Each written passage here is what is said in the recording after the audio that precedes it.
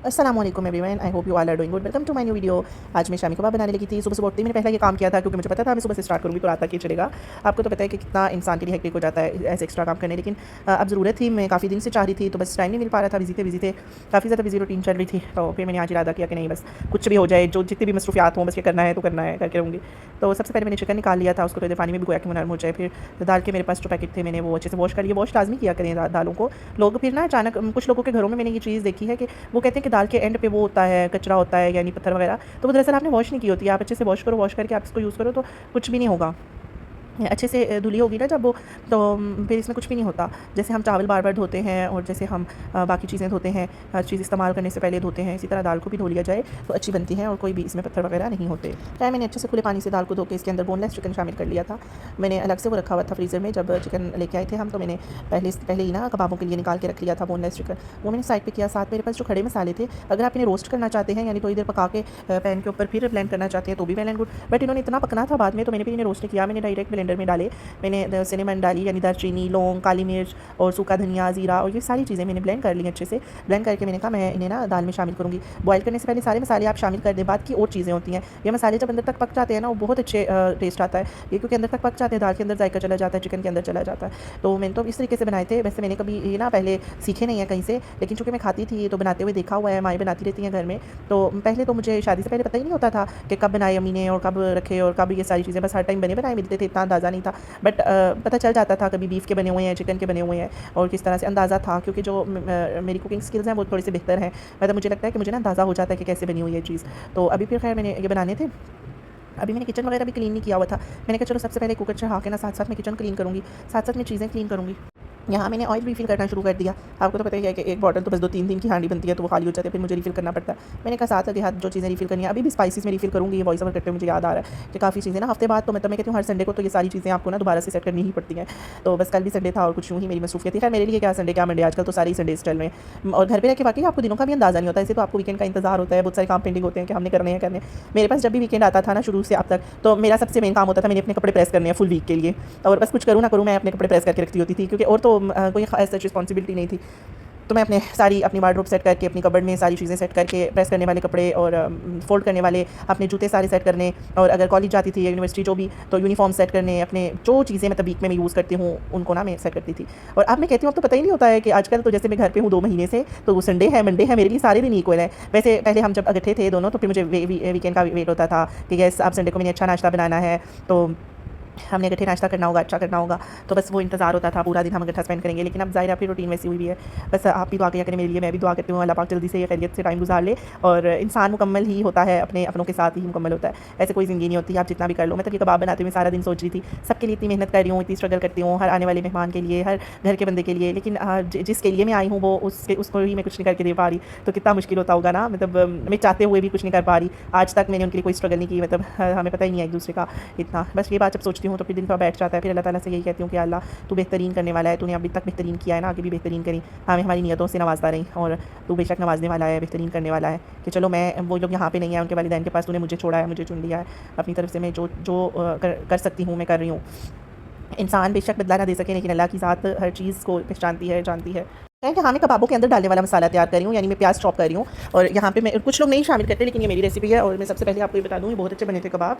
मतलब इनका टेस्ट भी बहुत अच्छा है और उस तरह से साइज़ में भी मैंने अच्छे बनाए थे, यानी नॉर्मल बना के ना मैंने रख दिए थे, बहुत अच्छे बने हुए हैं। तो प्याज वगैरह मैंने चॉप कर लिए। आप अकॉर्डिंग टू क्वांटिटी ऐड कर सकते हैं चीज़ें, यानी मेरे कबाब थोड़े ज़्यादा थे इसलिए मैं थोड़ा ज़्यादा प्याज चॉप किया है। 1 और 2 बड़े साइज़ के थे, अगर छोटे हैं 4-5 आपको करने पड़ेंगे। उसके बाद आप टोमेटो कर लें, वो मैंने खैर बाकी चीज़ें काटी थी क्योंकि कोई धनिया पुदीना बहुत ज़्यादा ना वो छोटा हो जाता है, तो इतना होकर नज़र आए एटलीस्ट मैंने ये बारीक बारीक काटा था। चटनी बना के भी डाली थी मैंने, चटनी मेरे पास बनी हुई थी, वरना आपसे धनिया पुदीना भी ऐड कर ले तो चटनी ज़रूरी नहीं होती, वरना मैंने तो चटनी भी शामिल की थी। तो ये चीज़ें मैंने फिर ना काट के, और हाँ एक और बात होती है कि लोग कहते हैं प्याज़ों का पानी होता है, वो ना प्याज निचोड़ के शामिल करते हैं उनका पानी, लेकिन फिर कोई फ़ायदा ही नहीं है। अगर मैं प्याज का सारा पानी निकाल दूँगी, सारा तो टेस्ट उसका निकल जाएगा, सारी ग़िज़ायत तो उसकी निकल जाएगी। तो मैं तो इस तरह से नहीं ऐड करती। हाँ अगर आपको लगे कबाबों में अभी कबाब नहीं चिपकेंगे, पानी है, तो उसकी भी ट्रिक मैं आगे आपको बताऊंगी। मेरे कबाब भी ऐसे ही थे, लेकिन ना तो ये टूटे हैं, ना खुले हैं, ना ही ये हो रहे हैं तवे पे जाके मेल्ट हो रहे हैं, ऐसा कुछ भी नहीं हो रहा, क्योंकि मैंने इन्हें 2-3 घंटे ना पंखे के नीचे इस तरह छोड़ दिया था। पंखा ना भी हो, नॉर्मल आप किचन में इन्हें खुला छोड़ दें तो वो फिर सारा ड्राई हो जाता है, सारा प्याज का पानी मर्ज हो जाता है। और इनको जोड़ने के लिए मैं अंडे भी शामिल किए थे मैंने। तो फिर आप ये है कि फ्राई करते हुए बेशक ऊपर अंडा ना भी लगाएं, फ्राई हो जाते हैं, लेकिन मैं तो अंडा लगा के ही फ्राई करती हूँ, तो उस तरह से ज़रा अच्छी कोटिंग आती है। तो खैर मैं आपको भी साथ साथ बताऊँगी, आपको समझ आ जाएगी। वीडियो थोड़ी सी लंबी होगी बट इसमें ये होगा कि सारा ना स्टेप बाय स्टेप कबाब की गाइडलाइन होगी। अगर ये अच्छे ना बनते, यानी कुछ चीज़ें जो मेरी अच्छी नहीं बनती मुझसे, मैं उनकी चीज़ रेसिपी कभी भी शेयर नहीं करती। अभी उस दिन मैंने बीफ बनाया था और मुझे लग रहा था वो अच्छा नहीं है, क्योंकि मैंने फ्राई करके उसके बाद बॉयल किया था। तो फिर मैंने इस वजह से वो इतना मतलब बना ठीक था, लेकिन मैंने इतना तफसील से नहीं शेयर की थी रेसिपी। अब चूँकि ये रेसिपी है, ये बहुत अच्छी बनी थी, इसलिए मैं डिटेल्ड वीडियो बना रही हूँ, एक एक स्टेप को मैं रिकॉर्ड कर रही हूँ, एक एक स्टेप का मैं बता रही हूँ, ठीक है। सारा मसाला वगैरह मैंने चॉप किया, धनिया, पुदीना, हरी मिर्चें, टमाटर, प्याज, चटनी उसमें शामिल की, ज़ीरा उसमें शामिल किया, उन्हें अच्छे से मिक्स किया। और मैंने कोई भी चीज़ निचोड़ी नहीं है, मैं फिर बता रही हूँ, मैंने सारी चीज़ें ऐसे ही मिक्स करके रख दी थी साइड पे, कि जब मेरे कबाब हो जाएंगे, मसाला जब उनका ठंडा हो जाएगा, इतना हो जाएगा कि उसमें हाथ लगाया जा सके और फिर ताकि उसको हाथों से मिक्स किया जा सके, मैं तब जाके इसमें सारी चीज़ें मिक्स करूँगी। अब कुकर तकरीबन मेरा 15 से 20 मिनट चला होगा। मैंने पानी सही ऐड किया था, आपको मैंने दिखाया था, बहुत ज़्यादा भी नहीं था और बहुत कम भी नहीं था, बस मुझे ये था दाल जले नहीं, क्योंकि अक्सर मैंने देखा है दाल जल जाती है लोगों की, और मतलब सुना है कि कबाबों की दाल जल जाती है और फलाना ढमकाना, लेकिन मैंने बहुत हिसाब से डाला था और अंदाज़ा रखा था कि कबाब बिल्कुल जल ना पाएँ और बिल्कुल वेस्ट ना हो, बिल्कुल कुकर के साथ चिपके हुए ना हो। मैं आपको आगे जाके दिखाऊंगी कि एक एक चीज़ कैसे बिल्कुल जुदा थी और कुकर के साथ कुछ भी नहीं चिपका था। खैर यहाँ पे मैंने देखा कि उसमें ना भी थोड़ा पानी था और वो अच्छे से पक चुकी थी। मैंने प्रेशर हटा दिया, फ़ौरन से मैंने सारी भाप निकाल के कुकर को खोला, फिर मैंने चूल्हा ऑन कर दिया, फुल ऑन कर दिया। उसके बाद मैंने इसमें चम्मच हिलाना शुरू कर दिया। 15 से 20 मिनट मैंने ये प्रैक्टिस की, जितने में पानी भी खुश्क हो गया और आप देखेंगे कैसे ही उसमें सारे चिकन के भी बिल्कुल रेशे बन गए थे, लाइक एक एक ना स्ट्रिप्स उनकी अलग हो गई थी, चिकन भी खुद ही सारा मैश हो गया था। इतना अच्छा मैश हुआ था। यहाँ पे मैंने देखा दालचीनी का टुकड़ा मुझे नजर आया, वो मैंने निकाल दिया। सारे मसाले ब्लेंडेड थे मेरे, फिर भी मुझे ना बाद में भी मैं देखी कोई दालचीनी का टुकड़ा, कोई हड्डी या कोई चीज़ें मुझे नजर आई, वो मैंने सारी निकाल दी थी, ठीक है। इस तरह ना कच्चे अगर आपने मसाले खड़े डाले हो ना, तो वो बाद में फिर मुँह में आते हैं और वो अच्छे नहीं लगते। मैंने तो ब्लेंड करके ही डाले थे, और अगर लोग फिर बाद में कूटते हैं, पर कूटने में वो इतना अच्छे से ना दालचीनी पीसी नहीं जाती और फिर वो होता है, गंदा टेस्ट रहता है मुंह में जाके। तो यहाँ पे पानी भी खुश कर रही थी मैं साथ साथ कुकर में, आप देख रहे हैं फुल आंच थी, चूल्हा फुल जल रहा था और साथ साथ में बस ऐसे चम्मच हिलाती गई, सारा चिकन खुद ही मैश होता गया। तो मैं तो यही कहूँगी कि हर जो चीज़ है ना इस तरह की, उसके साथ थोड़ा थकना पड़ता है, थोड़ी मेहनत करनी पड़ती है, लेकिन ये फिर है कि महीने का सुख हो जाता है। तो अभी तो बस मैं एक ही दुआएं कर रही थी कि अल्लाह जब तक वो आते नहीं है कबाब बच जाए, तो मतलब ऐसे तो हो नहीं सकता ना कि मैं छुपा के रखूँ फ्रिज में, तो बुरी बात होती है कि आप बस अपने घर से चीज़ें हमने किससे छुपानी है। तो बस अल्लाह करे जब तक ना हमारे घर के लड़के जो दूर हैं इस घर से वो आ जाए, ताकि घर की बनी हुई चीज़ वो भी खाएं। बेशक वो अच्छा खाते हैं, लेकिन एक शौक होता है ना कि बंदा सबके लिए इतना तरद्दुद करता है और उस इंसान के लिए भी तरद्दुद करे, जो इंसान आपके लिए कमा रहा है, जो सबके लिए कमा रहा है, जो हम सबको सुकून दे रहे हैं, उनके लिए भी तो बंदा फिर करे। तो बस मैं यही दुआएं कर रही थी कि अल्लाह इतना मेहनत की है तो उनमें से दोनों आ जाएं, चख लें, क्योंकि ना उनको मेरी मतलब मैं उनकी टेस्ट बड्स को समझती हूँ और वो मेरी स्किल्स को समझते हैं। मतलब मैं कुछ भी बनाऊँ ना वो लोग सही तारीफ़ करते थे, सही, फिर ना मैं बहुत अप्रिशिएट हो जाती थी, मोटिवेट हो जाती थी, तो बस मैं फिर और अच्छे अच्छे खाने बनाती थी।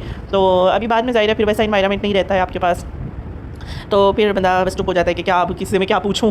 तो खैर यहाँ पे मैं मैश करती गई। मेरी तकरीबन 80% दाल जो है वो बिल्कुल मैश हो गई थी। अब बाद में मैंने सबको कैसे मैश किया था वो भी मैं आपको बताऊँगी। तो पानी भी मेरा सारा ड्राई हो गया था, मसाले भी बिल्कुल रच बस गए थे, सही प्रो मैक्स शेफ़ वाली फीलिंग्स आ रही थी मुझे।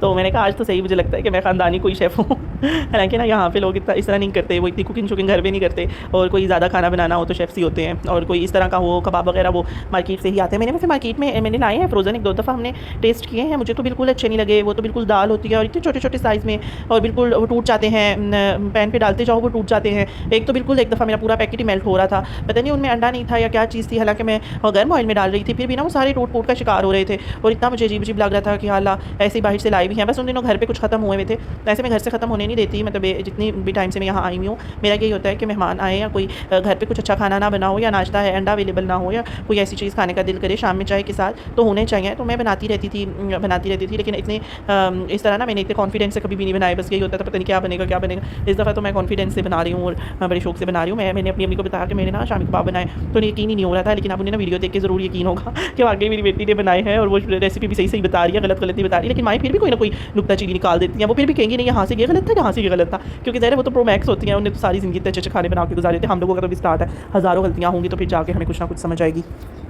अच्छा, यहाँ पे मैंने ना सारी दाल फिर निकाल के परात में डाल ली थी, बड़ी सी स्टील की। मैंने कहा जरा ये ठंडी हो जाए। अब आप देखेंगे ये थोड़ी ना ढीली है। अब मैंने इसको ऐसे ही खुश्क होने रखा था, ऐसे ही जो एक्स्ट्रा पानी होता है ना वो ऐसे खुश्क हो जाता है, ये ड्राई हो जाती है और बहुत अच्छे फिर बनते हैं। तो अगर ये देखिए मैंने कुकर भी साथ दिखाया कि बिल्कुल कुकर में कुछ भी चिपका हुआ नहीं था। तो अगर आप ना आपको लगे कि ऐसे अभी सही पानी है या कोई ढीली है, तो ऐसे खोल के रखा करें, ये ड्राई हो जाता है। पंखा नहीं भी लगाते तो ऐसे किचन में रख दें 2-3 घंटे, यानी मैंने सुबह अगर 11 बजे रखा है, दिन 3 बजे तक 2 बजे तक मैंने ऐसे ही उसको छोड़ा। अब मैंने क्या किया, जो लंगड़ी का डंडा होता है जिससे कूटते हैं उसको मैंने छोटा सा है हमारा, मैंने उसको लिया, मैंने इसी परात के अंदर इसे छोटा थोड़ा मैश करना शुरू कर दिया। उससे ये था ना, जो चिकन के पीसेस थे या जो भी चीज़ें थी जो कि कूटने वाली थी, तो वो खुद ही ना पीसी जानी शुरू हो गई थी, और वो पीस रही थी। सारी मेरी दाल थी, अगर कोई दाल साबित थी जो कि मैश नहीं हुई थी चम्मच के साथ, वो भी पीसी जा रही थी। तो मैंने फिर देखा साथ साथ मुझे जो हड्डियाँ या जो कोई ऐसा मसाला नज़र आ रहा था, मैं उसको निकालती जा रही थी। अभी मैंने धनिया पुदीना प्याज टमाटर चटनी ज़ीरा शामिल नहीं किया था, अभी मैं उससे पहले इसको मसल रही थी, क्योंकि बाद में ना अपने हाथों से सिर्फ मिक्स करना होता है, कूटना नहीं होता। वो भी प्याज होता है ना, तो वो पानी वगैरह ना उसमें चला जाए या कोई ऐसी वैसी चीज़ ना जमा हो जाए, तो बस वो फिर बाद में हाथों से हल्का सा मिक्स करना होता है। कूटने वाला काम आपने दाल को सारा पहले करना होता है। तो बेशक आप इसे अलग से ब्लेंडर में तो नहीं कर सकते, ब्लेंडर आपका ख़राब होगा, तो अगर चॉपर है जो आपका इलेक्ट्रिक होता है उसमें भी हो जाती है। अगर आप कूटना चाहते हैं लंगरी में, उसमें भी हो जाती है।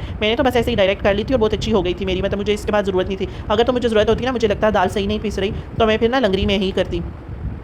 तो फिर मैंने क्या किया, मैंने ये अच्छे से सारी मिक्स कर लिया, आप देख रहे हैं। मैंने इसके बाद इसमें सारा मसाला ऐड कर दिया, प्याज टमाटर जो ये मैंने चीज़ें बना के रखी हैं। अब ना फिर दाल को इतना ठंडा होने दें कि उसमें हाथ लग सके, तो फिर आप इनको मिक्स कर लीजिएगा।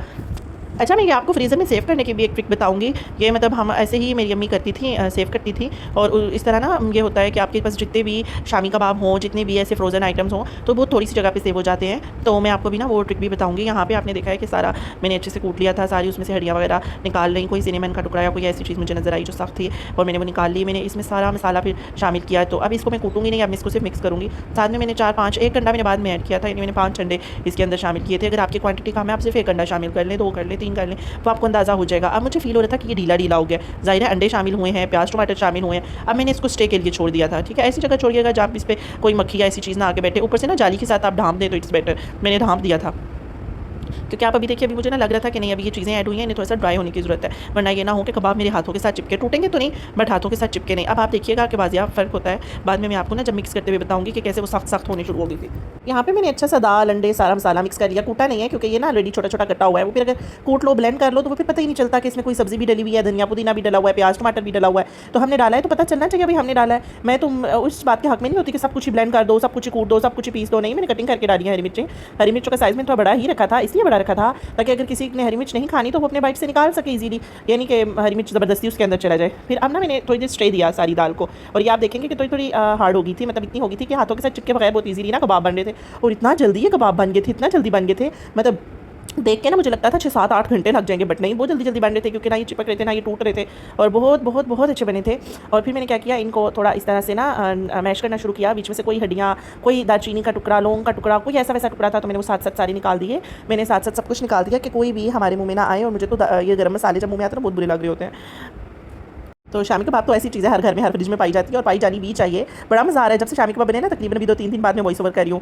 तो हम ना नाश्ते में फ्राई करके खा लेते हैं, चाय में खा लेते हैं। तो इवन अभी पापा की तबीयत ठीक नहीं है, मतलब अभी वो हॉस्पिटल में है ना, बट अभी मैं उनके पास गई तो कहते हैं कि ऐसे करो बेरी ना शामी कबाब फ्राई करके लिए। मुझे इतना अच्छा लगा, इतना अच्छा लगा। मैंने कहती को पापा को भी पसंद आए हैं, और बस जब किसी को पसंद आते हैं तो मेरी सारी थकान उतर जाती है और मेरी कीमत पूरी हो जाती है। मैं कहती हूँ कि बस जो मेरी थकावट थी ना, उसकी कीमत पूरी हो गई है। अब मेरी थकावट उतर गई है कि बस चीज़ पसंद आ गई है। ज़ाहिर इंसान खाना बनाता है, मेहनत करता है, तो इसीलिए मेहनत करता है कि सबको पसंद आ जाए। अभी तो इतना टाइम भी नहीं गुजरा है, थोड़ा प्रो हो जाऊँगी फिर शायद मुझे एप्रिसिएशन की ज़रूरत ना पड़े, लेकिन अभी तो शदीद ज़रूरत होती है। मैं तो कहती हूँ एप्रिसिएशन हो तो इंसान तभी मोटिवेट होता है और आगे जाके अच्छे अच्छे खाने बनाता है। तो हाँ, मैंने शामी कबाब मेकर से बनाने की ट्राई की, बट उसमें चिपक रहे थे। उसमें ऑयल लगाना पड़ता है ना, उसमें बड़े अच्छे बनते हैं, वन साइज़ बन जाते हैं। थोड़ा सा उसको ऑयल से ग्रीस करें तो फिर ना आप इजीली बना सकते हैं। लेकिन मैंने कहा छोड़ो, अब इतना टाइम कौन लगाएगा, बार बार उस पर ऑयल लगाऊंगी और बार बार उसको हटाऊंगी, वो तो टाइम टेकिंग हो जाएगा, टाइम कंटेनिंग है ना। तो फिर मैंने क्या किया कि मैंने हाथों से बनाने शुरू कर दिए, और वो फ़ौरन से बनाती गई। अभी आपको दिखाती हूँ। अब इनको स्टोर करने का जो तरीका होता है, ये होता है कि आप एक डिश लें या आप एक बड़ी प्लेट लें, जो भी लें जो आपके फ्रिज में इजीली आ सके।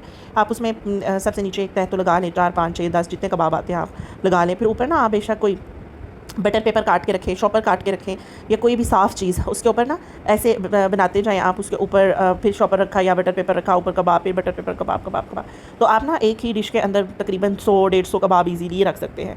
और मैंने तो बस इस तरह 2-3 डिशेज़ बना ली थी। और फिर जब ये फ्रोज़न हो जाते हैं, जब ये सही फ्रीज़ हो जाते हैं, अकड़ जाते हैं, आप इन्हें बेशक बाउल में डाल के रख लें, आप इन्हें एयर टाइट बॉक्सेस में डाल के रख लें। हम तो वैसे हर कबाब ना अलग रैप में पैक करके रखते होते हैं, लेकिन अभी मैं बहुत जल्दी में थी, मैंने फिर इन सबको ना एक बाउल में फ़िलहाल रखा है। अब मैं एयर टाइट बॉक्स ढूंढ रही थी, बड़ा सा हमारा एक बॉक्स है, तो उसके अंदर ना हमारे सारे कबाब आ जाते होते हैं। वो फिर हम फ्रिज में रख देते हैं, और साथ साथ एक पेपर निकाला, उसके अंदर एक कबाब होता है, एक पेपर निकाला, उसके अंदर एक कबाब होता है। बड़े अच्छे तरीके से मैनेज करके हम रख देते हैं ना। ये आप इसमें चिपकते हैं ना, टूटते हैं ना, ये ख़राब होते हैं, कुछ भी नहीं होता, क्योंकि फ्रीज़र में होते हैं ना। और अंडे बगैर भी मैं आपको फ्राई करके दिखाऊंगी। अभी तो फिलहाल इस वीडियो में तो मैंने अंडे के साथ फ्राई किया था, तो बाद में मैंने आज सुबह ना ट्राई करना था। मैंने कहा देखती हूँ अंडे बगैर कैसे फ्राई होते हैं। बहुत अच्छे फ्राई हुए थे, ना टूटे थे ना कुछ। इतने मज़े के खाने में फील ही नहीं हो रहा था कि अंडा मैंने ऊपर दोबारा से नहीं लगाया, क्योंकि अंदर भी उसके अंडे मिक्स थे ना, तो फिर इस तरह वो टूटता नहीं है, बड़ी अच्छी ग्रिप आ जाती है।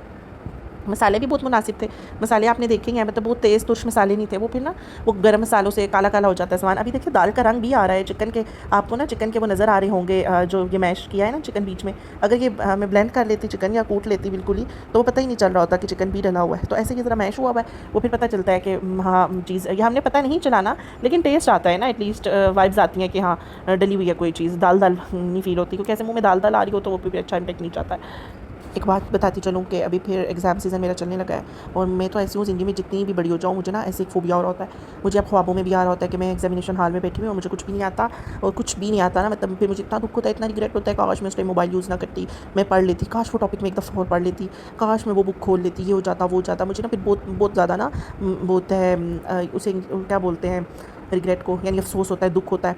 मैं कहती हूँ कि बस मुझे कुछ भी नहीं आता, हर रोज़ मुझे ख्वाब आते हैं, इवन रातों को मैं सोती हूँ ना, कभी कभी आता है कि रिजल्ट टाइम फेल हो गई हूँ, हालांकि ऐसा हकीकत में कभी नहीं हुआ। पेपर सामने आता है, बंदे को 50% तो आता ही होता है ना, इंसान 50% भी करे 60% भी करे, पास तो हो ही जाता है। लेकिन ना मुझे बस ऐसे होल उठ रहे होते हैं जैसे मुझे कुछ भी नहीं आता, याद की हुई चीज़ें मेरे माइंड से निकल जाती हैं। तो अगर मैं प्रेशर ना लूँ, चिल होकर पेपर दूँ, तो फिर तो बस सारा आ रहा होता है। जो पेपर में नहीं पढ़ती और चिल होकर देती हूँ, तो बस मुझे उनका आ भी रहा होता है, और सही सही पेपर अच्छे अच्छे हो रहे होते हैं। और जो बस पढ़ के दो, तो उनमें तो मुझे ऐसे ही मसले हो रहे होते हैं।